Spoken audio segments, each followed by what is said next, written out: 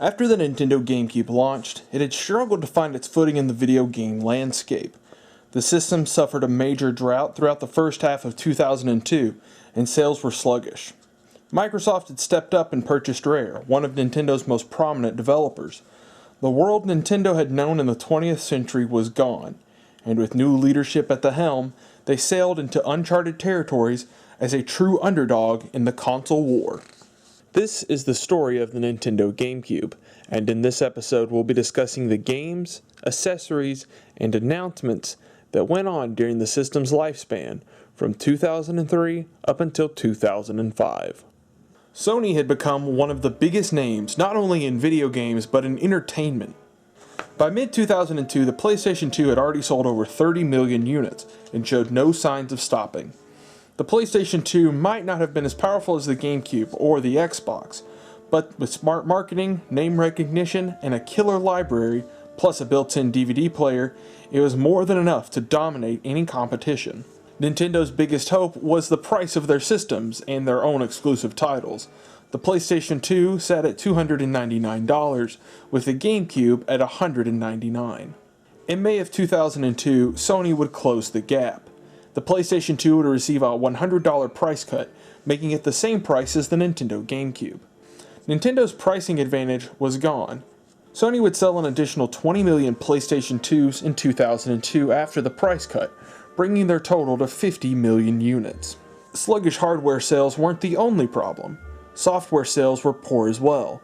Major third-party titles like Grand Theft Auto had already skipped the GameCube. When developers did put their titles on the GameCube, it sold less than other systems. There were exceptions, of course. Many of Sega's titles did better on Nintendo hardware, especially the Sonic series. Soul Calibur 2 sold better on GameCube as well, thanks to the inclusion of an exclusive fighter in the form of the Legend of Zelda's Link. Software publishers began to pull support for the GameCube in 2003. Eidos became one of the most notable Nintendo defectors, with their CEO saying, "The GameCube is a declining business. If other companies follow us, Nintendo will have a hard battle to fight." Eidos would cancel development for all of their GameCube titles and shelve plans for continued support down the road. Other publishers would follow Eidos' lead. Atari, Midway, THQ, and others would either discontinue or scale back development for the GameCube. Even Japanese developers criticized the Nintendo GameCube. Nintendo's high licensing fees, lack of development kits, and lackadaisical support for third parties was the final straw for what had become over a decade of resentment for the company. Third parties like Eidos would eventually return with new software for the GameCube, but the damage was already done. Nintendo was at one of its lowest points. Nintendo would start off 2003 strong with the North American release of The Legend of Zelda: The Wind Waker. Despite the title's early controversial art style, it would be a critical and commercial success, spawning a direct sequel a few years later on the Nintendo DS and a full remake in 2013 on the Nintendo Wii U. It just so happens to also be one of my favorite games of all time. In the summer of 2003, Nintendo would release the Gameboy Player, an attachment for the Nintendo GameCube that allowed the system to play Game Boy, Game Boy Color, and Game Boy Advance cartridges. Nintendo had emphasized connectivity between their successful Game Boy Advance line and the GameCube before, and this would take it to its furthest reaches. With the addition of the Game Boy Player, the Nintendo GameCube's library grew to massive proportions, but it still wouldn't be enough to turn the tide.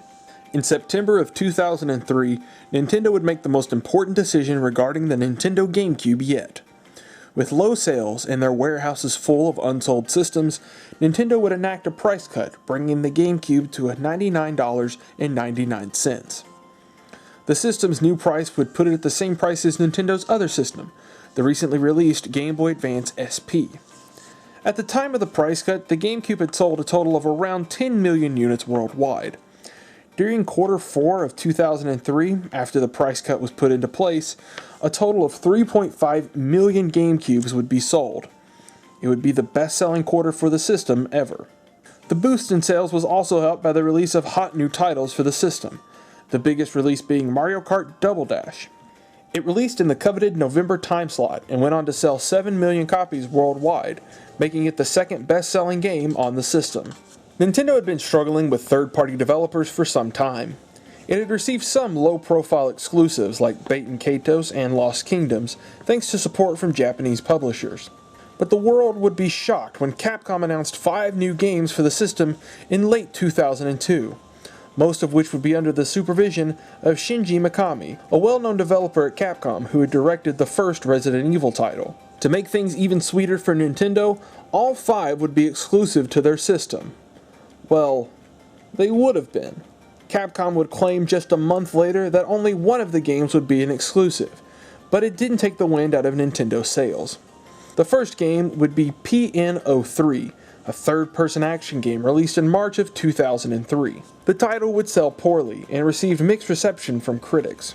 The next game would be Beautiful Joe, a 2D side-scrolling beat-em-up coming out in June of 2003. The response from critics would be better, but it didn't deliver on the sales. It would eventually be ported to the PlayStation 2 and receive 2 additional sequels. The third title was known as Dead Phoenix. Unfortunately, this game would be cancelled before very much information was known about it. It was meant to be a 3D style shoot-em-up. The final 2 titles wouldn't see release until 2 years later in 2005. Going into 2004, Nintendo was finally starting to see positive results. The GameCube's price cut was paying off, and software sales were rising. It was time for Nintendo to finally pull out the big guns, and there was no better place to do it than E3. Enter Reggie Films-aime. My name is Reggie. I'm about kicking ass, I'm about taking names, and we're about making games. Reggie had become the Executive Vice President of Sales and Marketing at Nintendo of America in December of 2003, but shot to fame at E3 2004. Reggie would become an internet sensation, thanks in part to his no-holds attitude when it came to speaking with the public. He would eventually go on to become President and COO of Nintendo of America, a position he holds until this day. Reggie's attitude wasn't just for show. It showcased a change in Nintendo's lineup for the year. Nintendo spent much of E3 2004 showcasing more mature titles to the GameCube that geared towards an older audience. Retro Studios was back once again with a sequel to Metroid Prime, with Metroid Prime 2 Echoes. Nintendo even allowed Capcom, a third party, to spend time showcasing their new exclusive for the system, Resident Evil 4. Other big games included Pikmin 2, Paper Mario: The Thousand Year Door, and Mario Party 6. Resident Evil 4 would be released in early 2005 for the Nintendo Gamecube, with the rest of the titles coming out in late 2004. Nintendo would close out E3 2004 with one major announcement. The Legend of Zelda series was back. Shedding the cel-shaded graphics for a more mature look, the crowd went wild. Rumors state that grown men wept at the announcement.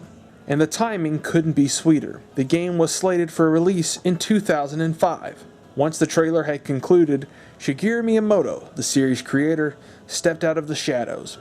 He held a Master Sword and a Hylian shield, just as Link had done in the trailer before. Miyamoto, smiling ear to ear, would thank the audience for their support of the series. The announcement would go down in history as one of the greatest moments at E3. With the hype surrounding the GameCube, on January 1st, 2005, the Nintendo GameCube would get its newest owner, me. $100 was a lot for an 11-year-old, and a $50 game alongside it wasn't cheap either. I was mesmerized by video games my entire life, and after receiving a Game Boy Advance just a little over a year before, I bought my first ever video game system. It was a solid black GameCube, and with it I bought Pokemon Colosseum. I didn't have the widest taste in video games at the time. I took my GameCube home and hooked it up to the only TV that had the right hookups in our home. It just so happened to be a TV in the kitchen, with a small screen that was around 8 inches big. I was floored by the graphics at the time. It was the first time I'd ever seen Pokemon in 3D. I tried playing the game, but it wouldn't let me save. I thought it was odd at first until I realized I needed a memory card, something I wasn't used to with cartridge-based games. I would return to that old Walmart and purchase a memory card for $20.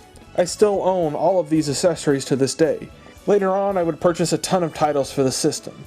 I remember my second game being Sonic Heroes, a title my grandparents bought for me on a Friday night. I would go on to purchase some anime fighters, additional Pokemon games, and eventually I would dig out a copy of Paper Mario: The Thousand Year Door out of a clearance bin. I love my GameCube. So much so that I have a second one.